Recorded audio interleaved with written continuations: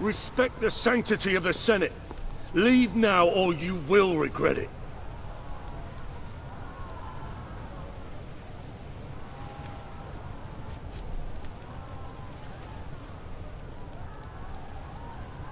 You know I cannot do that. They can't do it because they have a sense of duty and honor. We've been waiting for you. I hoped you wouldn't come. Foolishly, perhaps.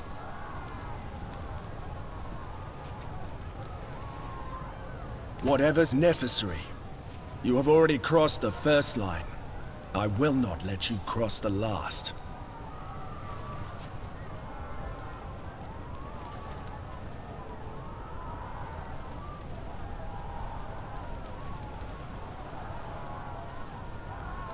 I do remember what you did for me, and I'm grateful for that. Maybe you're right.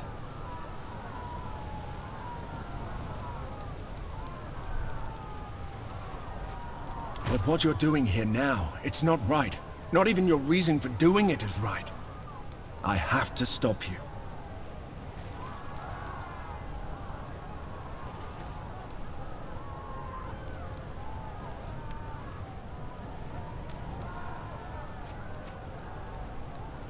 Perhaps you're right.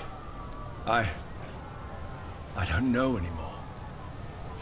His confidence is wavering. Keep pushing him. I think he can be convinced.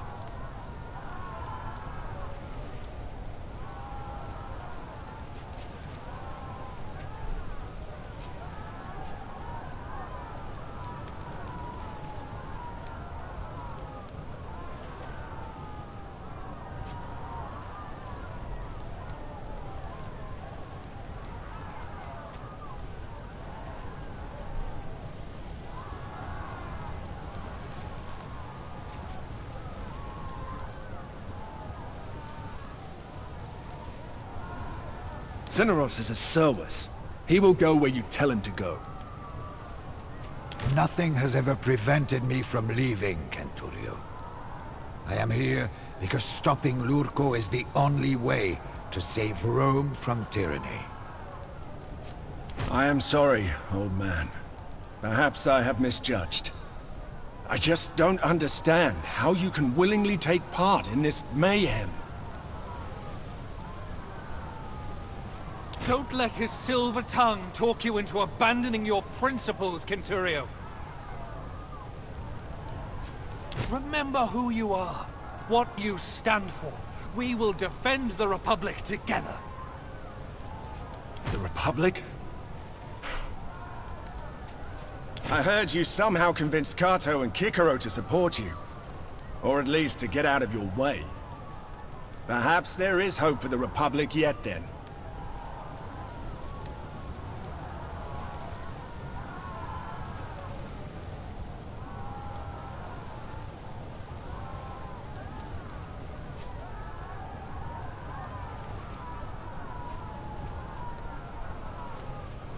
I believe that.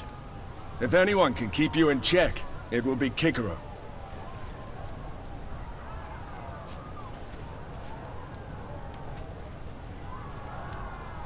Very well. I shall fight with you. But know this. The moment you turn into a tyrant, I will be the first to stop you. Never trust a traitor, my father used to say. This will not change anything, you know. Just give up. I will let your friends go, and grant you a merciful death.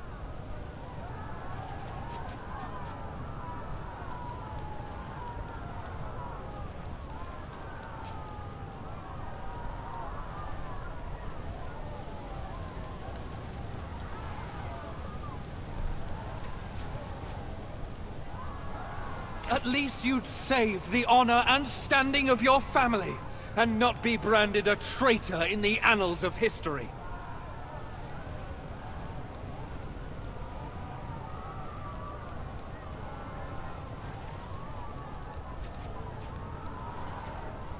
No one is laughing. You think you can murder a consul in cold blood and get away with it? They will crucify you.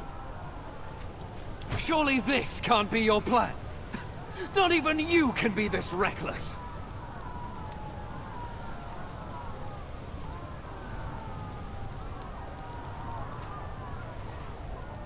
Nothing you do here will change a thing. Even if I die, you lose.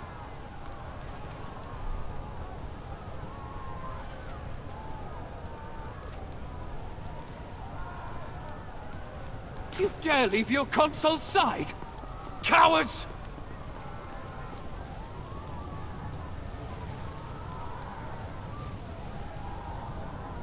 I suppose you think that honor will be yours.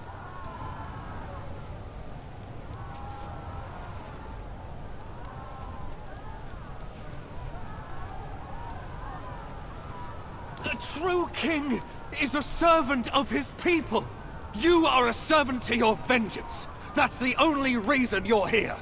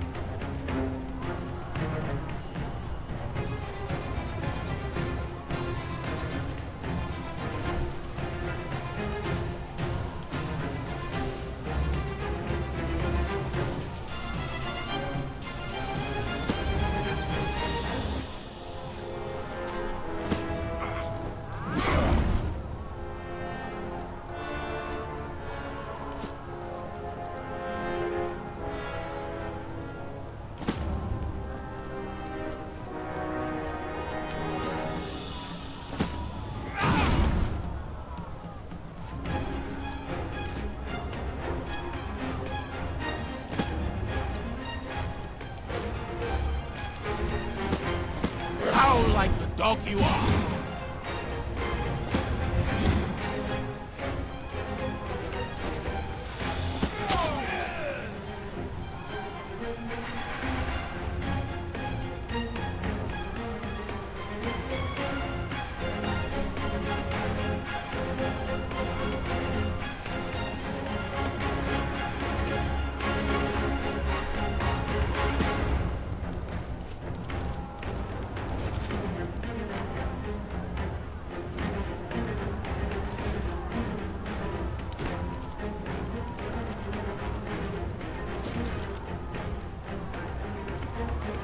This angle.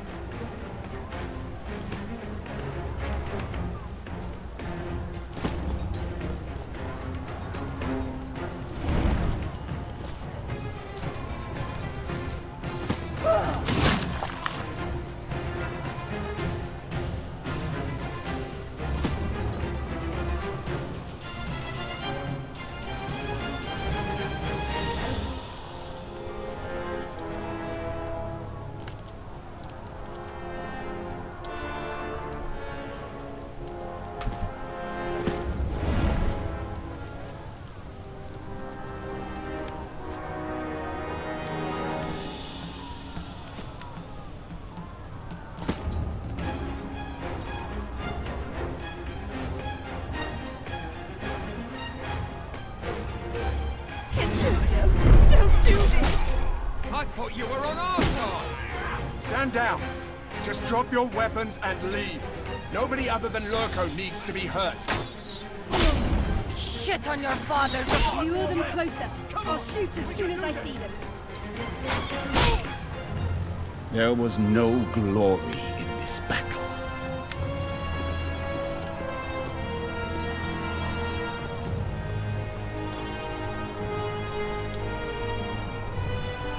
Maybe we have gone too far.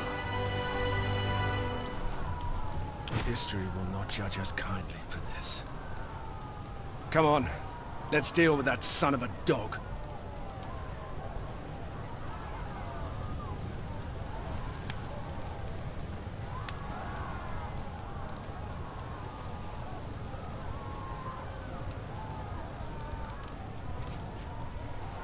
Can you not hear the angry mob outside?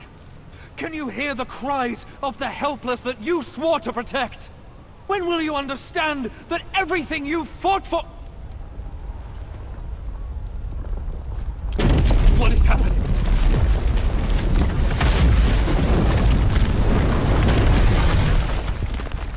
The roof is falling. Seek cover! The fury of the gods.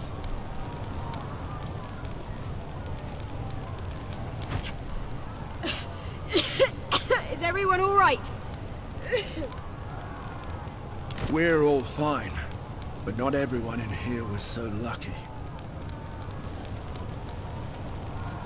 We have to get out of here.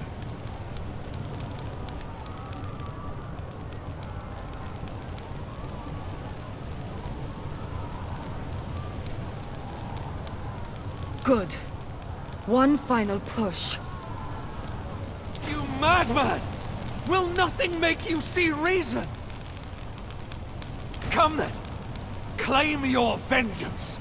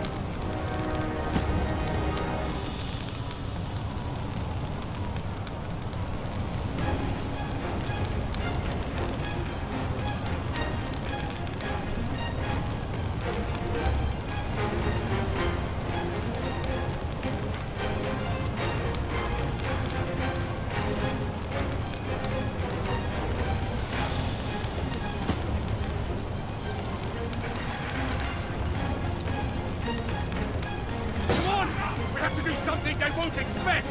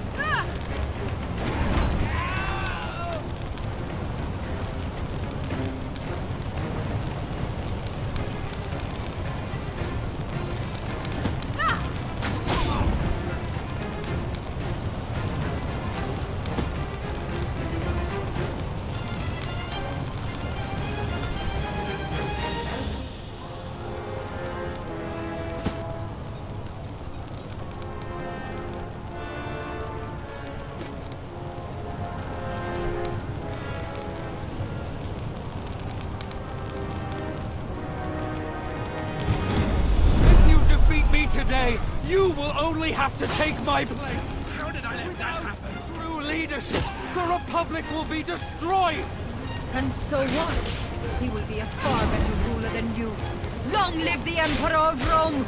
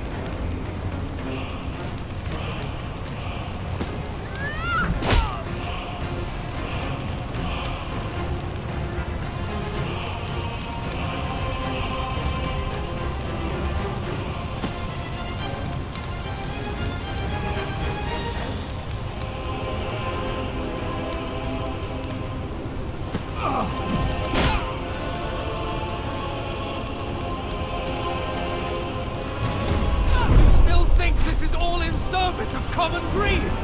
Everything I did was for Rome!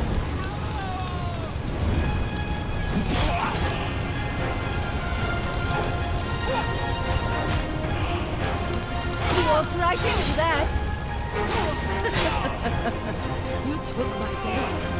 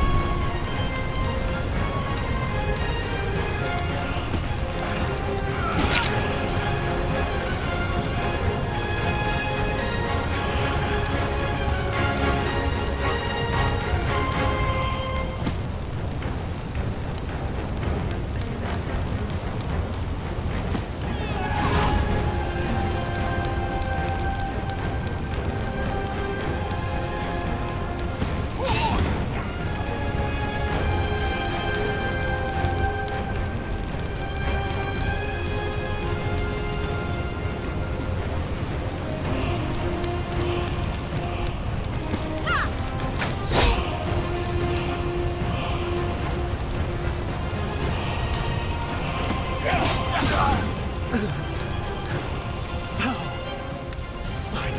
not going to die here, that's for sure.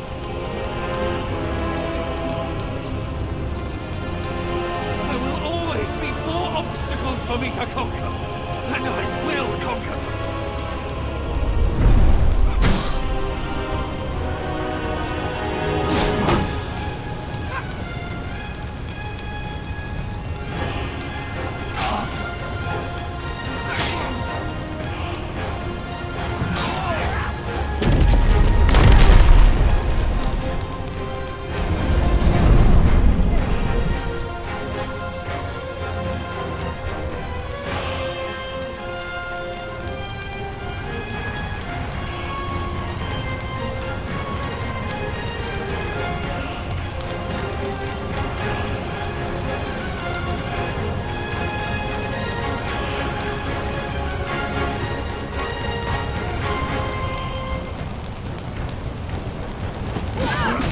No choice.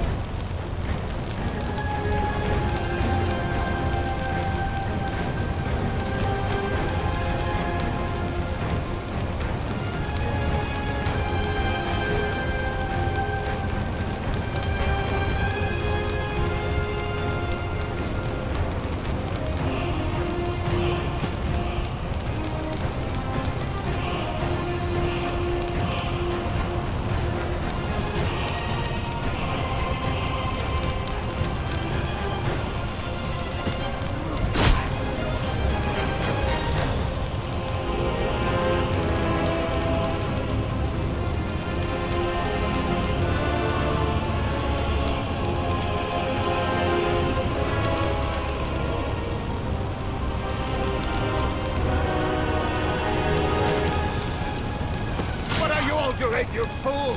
We're doomed!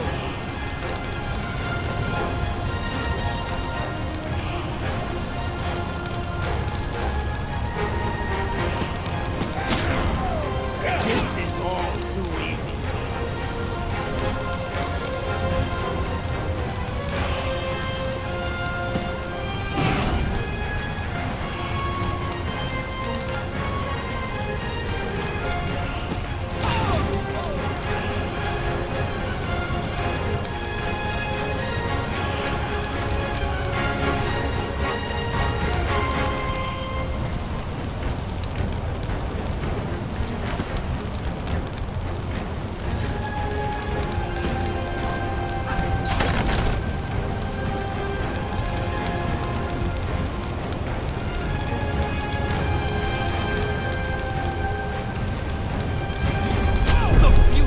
The world is at stake. Rome is a beacon of light in a vast dark sea of barbarism. Your arrogance is mounting. You have visited the lands outside, yet you have never truly experienced. Every man for himself! It is too much!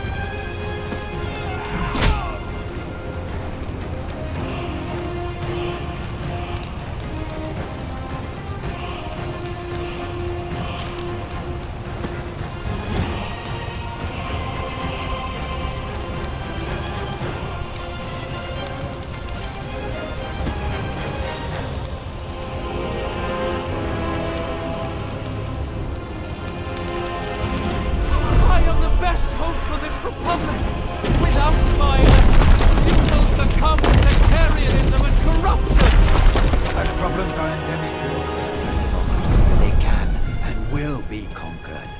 Without you, Lurko.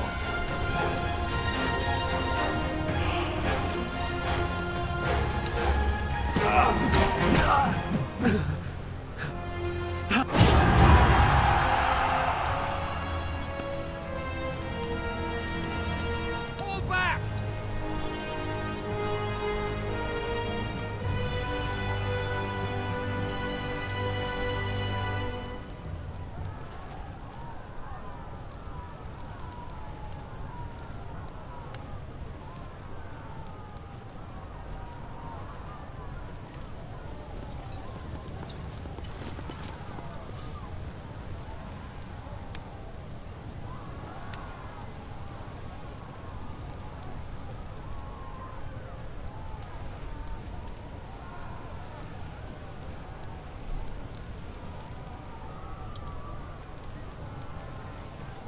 You've been dreaming of this since the day your father died.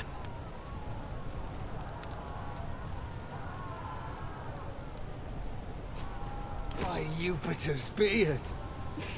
When will you finally understand it never was about you or your sad excuse for a family? I had plans. Great plans for Rome. The Republic is crumbling. But the establishment always hates the revolutionary. Your father was a spy, a tool of the state. He fought for the status quo. I was forced to eliminate him to save Rome.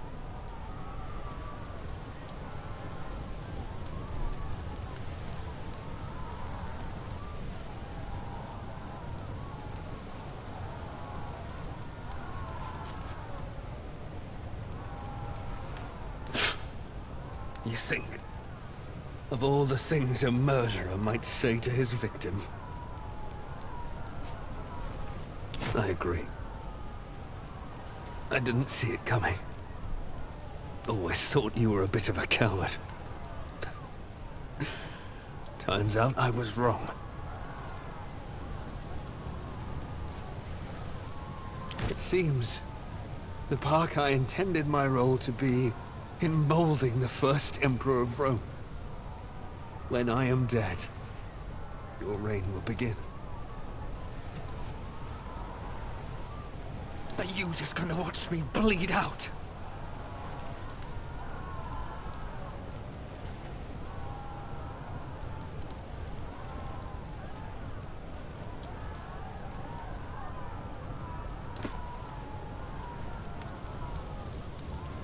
It's finally over. It almost seems unreal.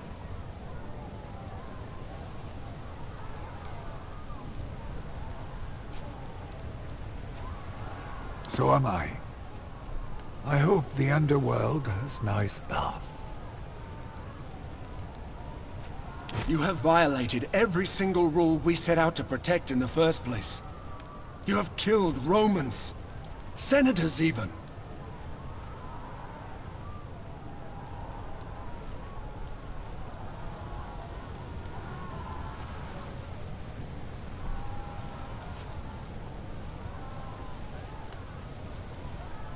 Kaiso was right. You do sound like Lurko. We must submit ourselves to the judgment of the Senate, as we discussed. Only then can we begin to undo some of the damage we have caused. Are you stupid? Did you hit your head in battle? We will all be killed! Not all of us. He will probably be condemned to death indeed, but we will not be punished as harshly. We should not get punished at all! We should take over Rome and live like kings! The Anira is right. Surrender will only lead to execution. But, Magister, surely morals dictate that he should surrender. Doing anything else would be immoral, and thus make him a lesser man. He is like my own child. He would be a lesser man, but a man who is alive. They will not just let us go. We all attacked. Well, I certainly do not want to be executed. May I remind you what you have just said about the expected behavior of a moral individual? I don't consider myself a particularly moral man yet. I don't care about the philosophy of it. If you stay here, more people will die and the chaos will never end. We don't have to turn ourselves in if you're afraid of the consequences. We can simply leave.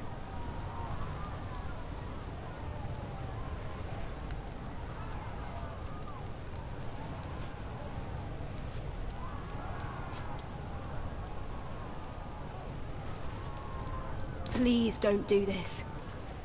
I love you, but surely we did not stop a would-be king only to replace him with another.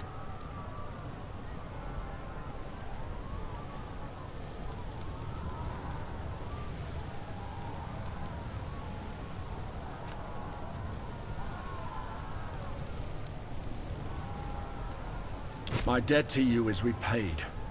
I certainly don't owe you any support if you try to overthrow the Republic.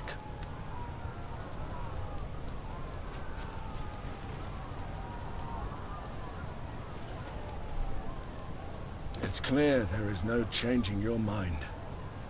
Perhaps this was your goal all along. Well then, this is goodbye. I love you. If you truly believe this is the right thing to do, then I stand by you. Good.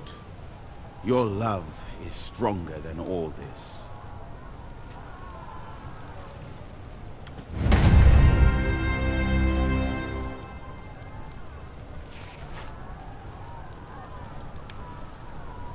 So it was that the Republic of Rome, which had long rested on an unsteady foundation, was finally torn to the ground.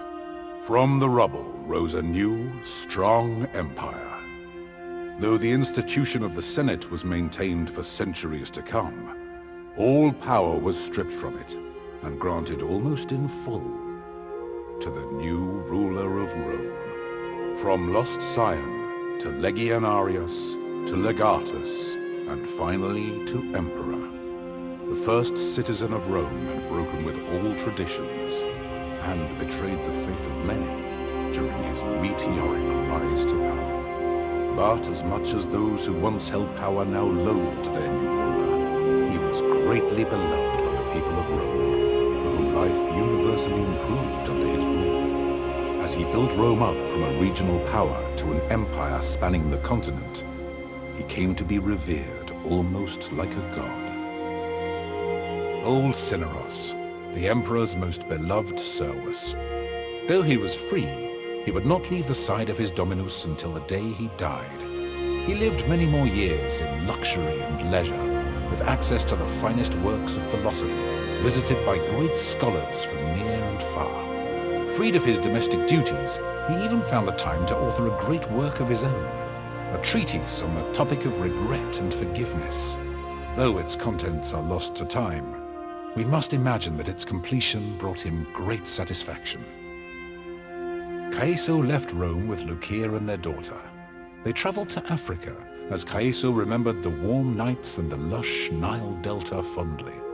Here they found a place to settle and made a peaceful home for their family. Though their relationship was distant at first, their devotion to their child drew them together, and their affection for each other grew stronger through the years. To his surprise, Caeso took well to fatherhood, and soon he and Lucia had many more children. Callida's second marriage turned out considerably better than her first. With her beloved husband committed to letting her live her best life, she was happy to settle down by his side, supporting him in his endeavors as he supported her. Callida was happy to find that it was possible to be a wife and a mother without giving up the things she loved. She taught their children archery and horseback riding, and nobody ever again looked down on her for her unwomanly pursuits.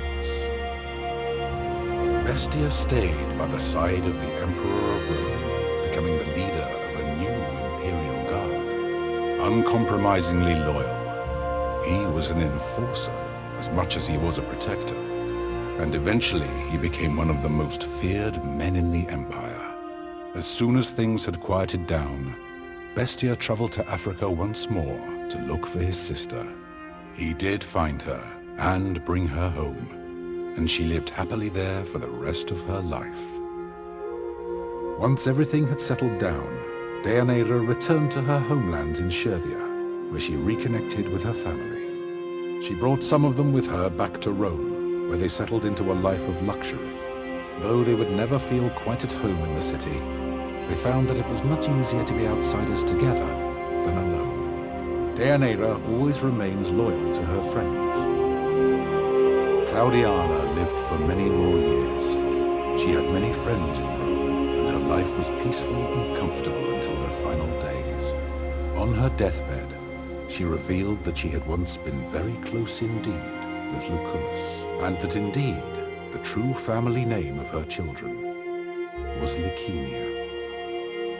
Cato withdrew from the Senate sometime during Rome's transition from Republic to Empire. The shift in the power balance that he had helped facilitate never sat well with him, and his disappointment in himself haunted him for the rest of his life. He never again entered politics, but nor did he ever join any of the early attempts to overthrow the new dictator. It seemed Cato's convictions had been taken from him. Cicero remained in the Senate, even after the institution had become a mere shell of what it once was. He saw his purpose as the voice of dissent, the most prominent leader of the opposition to Rome's new ruler. Though it could be argued that he was unsuccessful in saving or restoring the Republic, there is little doubt that his work brought about a more just empire.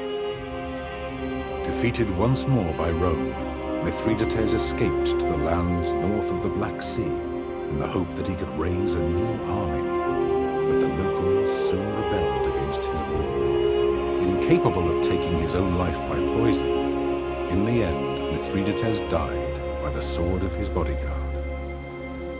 With Theophilus in charge of Musia, the city-state remained a strong part of the Roman province of Asia Minor. Under his religious guidance, its temples grew wealthy, and it contributed many disciplined soldiers to the legions of Rome. Grateful for the mercy he had been shown, and no longer with Mithridates to tempt his greed, Damianos quickly resumed political leadership of Thracia. Here, the gladiator rebellion that had started in his school was threatening to spiral out of control. Thanks to Damianos, the gladiators were pacified quickly, and without inordinate bloodshed. With the death of the Pharaoh Ptolemy and Queen Cleopatra, the Ptolemaic dynasty had fallen. With Rome finally at peace and under strong leadership, Egypt simply became another province ruled by a succession of proconsuls who cared more about lining their own pockets and improving the lives of Egyptians. Over the years, several attempts were made to claw back self-governance for Egypt, but time and again, Rome struck down all dissent. With the death of Cleopatra, and under the steady guidance of Lunya, Mezamenes once more became a peaceful and prosperous part of Africa Proconsularis, firmly aligned with Rome. As the eldest and most respected elder of the Berber tribes, Lunya became a singular figure of leadership and respect in the region. She was said to be more than 100 years old when she died. After traveling all across Africa for many years, going wherever her instincts took her, Raya eventually returned to Memphis and to the service of Tened at the Temple of Ubasti. When her mentor passed away, Raya naturally assumed the mantle as High Priestess of the Cat Goddess. Though the old faith was dwindling, she was greatly beloved by many, and her temple prospered, always home to many, many, many cats. With Diwydiachus once more assuming rulership of the Aedui, the tribe maintained a strong alliance with Rome, and through it, they greatly prospered. With the aid of the Aedui, Gallia slowly unified under Roman rule, and civilization soon began to creep into those lands in the form of paved roads, aqueducts, and fortified Roman towns. In his old age, did the Druid ever regret hastening the absorption and suppression of his own faith and culture? We will never know. The once proud and strong Arverni were greatly reduced by the defeat of Vercingetorix, but his survival gave them hope. His will to make war upon Rome had been crushed, but he remained a strong figure of leadership among his people, even despite his failures. With his guidance, the tribes of Gallia remained unified and somewhat at peace, and vestiges of their culture and traditions survived their gradual subjugation under Rome. In this work, I have done my best to recount the history of this fascinating period, truthfully and accurately. As I have scoured the sources and spoken to many who claimed to have heard the story from someone who was there at the time, one thing that has stood out to me is the pivotal moments along the way where our story could have turned out very differently. Could the Republic have continued without an emperor? I believe so, if the legatus had been willing to make the necessary sacrifices. But it is clear that the personal cost would have been great, as would the risk to the highly troubled Republic in the absence of leadership. In many ways, Rome was already an empire in want of an emperor. One should always take care when second-guessing historical figures with the benefit of hindsight. Here in the present, there will never truly be a way for you to know how you might have acted if you had lived in the past. Nor can you ever be certain how history will remember you.